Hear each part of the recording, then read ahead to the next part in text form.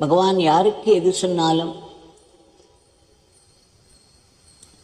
அது பல பேருக்கு பொருந்தும். பகவானே சொல்லியிருக்கிறார், இந்த பிச்சைக்காரர் ஏதோ ஒரு சூழ்நிலையில் இருக்கும் ஒருவருக்கு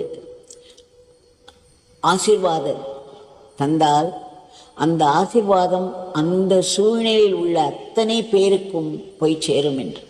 இந்த பிச்சைக்காரரால் சிறிதாக எதையும் செய்ய முடியாது, எல்லாம் பெரிய அளவில் தான் இருக்கும்.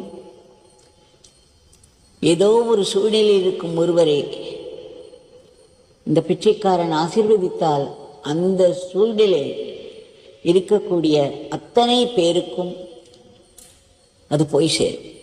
எப்பேற்பட்ட ஆசீர்வாதம்! எவ்வளவு பெரிய ஆசீர்வாதங்களை நம் பகவான் கேட்காமலேயே அள்ளி கொடுத்திருக்கிறார். அவரவர்களுடைய கடைசி நேரத்தில்